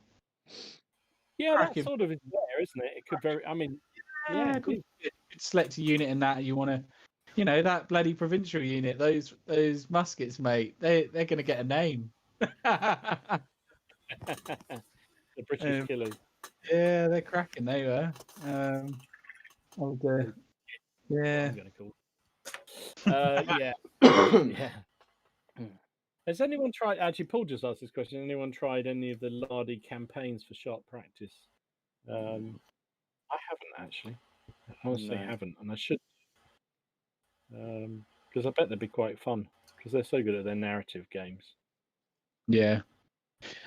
I tell you what. Have you guys ever thought about gaming solo? So like trying to play a game or something solo? Because I keep wanting to try something solo, and I can't figure out how I'm going to play myself like properly, and take it very. Yeah. Back at the start of lockdown, I did a video, and it was a solo game of Firefight. Right. Just five guys on each side, and the way I played it was I thought of it as an old school Commando comic book, rather than a game of just rolling dice. I was trying to make it as narrative and as exciting and as I could. So that's the way I went about it. I mean, I don't think it'd work if it was to play Bolt Axe against myself, a full-on 1,000-point game. I don't think it'd work. But when you've only got five men on each side, it worked quite well, and I really enjoy playing it. I've just never got around to doing the second part of the campaign I was building. Yeah, because there are people that have made Bolt Action solo rule. And it's appealed to me, but again, I need to set up the board and I need to try it. Really, I need to give it a go because obviously I play the Allies and I'd be trying to defeat the Germans. But then maybe that's the way I play my campaign. Like I get through a campaign book. Yeah, that's the way to do it. Maybe that's the way to actually give it a go because just the Germans are the enemy all the time, and if I lose, I lose. Which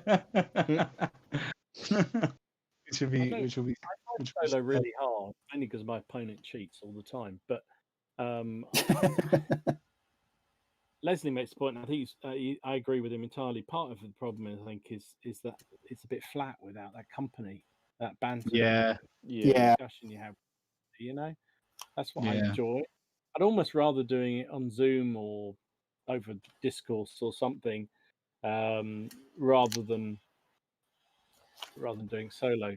Although I did see, I think it was on a Facebook page, I think it was probably Solo Wargames Facebook page, they had a really clever sort of flowchart of how units should react in a given situation, which I thought was really clever because, you know, in all seriousness, when I've played solos years ago, I haven't played them for many, many years, but when you played them, you have a sort of almost innate bias against 100%.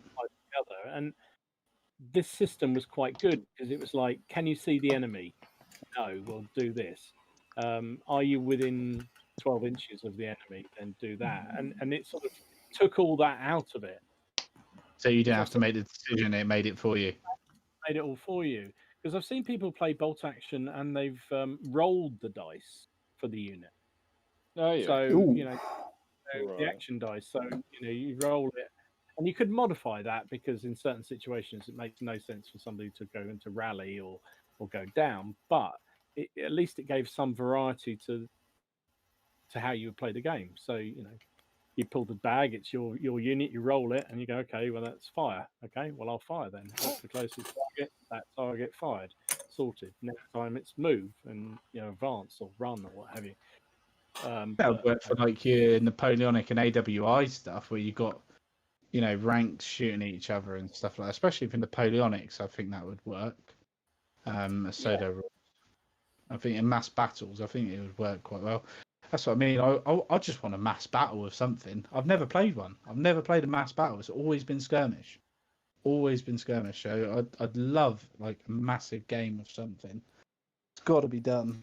That's what I mean. That's why. And your black powder stuff, mate. It just gets me. We'll sort out you coming down here, and then we'll have a big old game. He goes down, but I gotta go up. I've got to go to Cambridge. Yeah. Cambridge isn't. I can't believe I've actually got people who are further south. Well, you're not just further south; you're a long way south compared to me. Whereas everyone else, well, yeah, you can't really get much more. Do you know what? I'll tell you what I did think of the other day. I'll tell you what I did think of the other day, right? I was listening to my audiobook about Agincourt, and I was coming over the hill, and I could see the Isle of Wight, and I could see the Solent. And just at that point, they were embarking and leaving from the Solent, and the ships. And all I got in my head was just imagining all this armada of tall ships going across to France, and that's where they were in proper historical time in the 1400s. And I was like, wow, that's pretty fucking intense. They couldn't have timed that better. Do you know what I mean? So it's quite nice living down here, especially for historical stuff, because there is a lot down here. It's Southwick House as well last week, where Eisenhower, Churchill were on at D-Day. Right. That's where I went and worked. That's where their offices were. That's where I had to go for work, was Southwick House. So Pretty cool. Yeah, it was, especially when you go in the planning room. That was pretty intense to know that they were in there on D-Day. It's pretty insane. I like it. I like it. Oh yes. I interrupt you. Oh dear. It's been. I think we've all had a bit of a nightmare tonight, and we're all a bit shattered. All just tired, aren't we? A very long week. Yeah. It has been a fun week for a And Monday. it's Monday, yeah. And it- No, it's scary that, isn't it? well, I've Yeah, got a lot of let's- paint. let's- Now. What did you get done tonight? What did you get done, Dom? What have I got? I've largely block coloured all these rusts, so I just need to do a bit more of the detail work on them and then give them a wash and what have you. So I'm Nice. quite happy, progressing along nicely. Yeah. Oh, that's good then. What about you, Steve? What did you get done? You do your warmer thing stuff? This. Oh, very nice, mate. It's nice. What I've done is I wanted some grimness on the base, so I found a bunch of plastic Skaven tails. Yeah, And painted them pink, and they look like grim-looking tentacles coming out of this rock. yeah. So, yeah, almost finished that, and I've been painting me. You can see that undead zombie pirate Nice. with a skull and crossbones hat on. So, no, I'm really enjoying. This is such a change for me from painting bolt action. It's really, really enjoyable. Nice. Yeah, definitely. What about you, Mike? Definitely.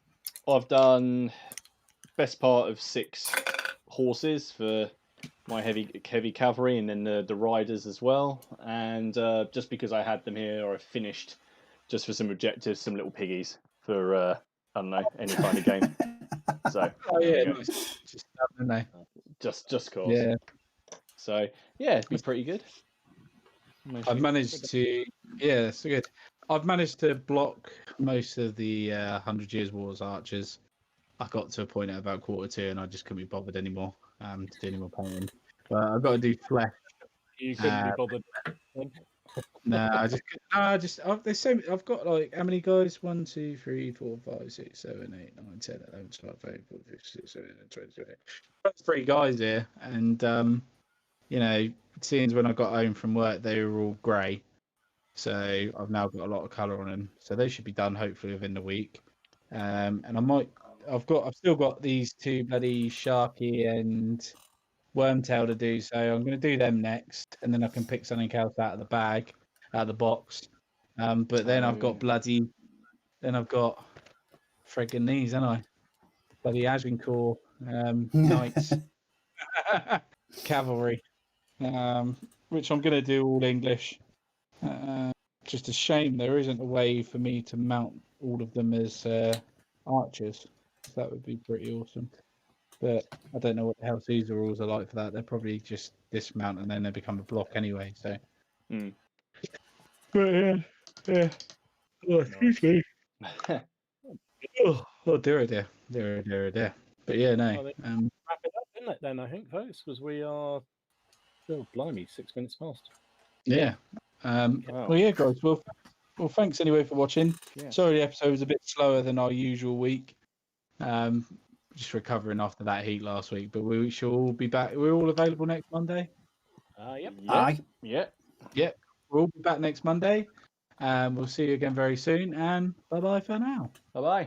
Bye, folks. See you later.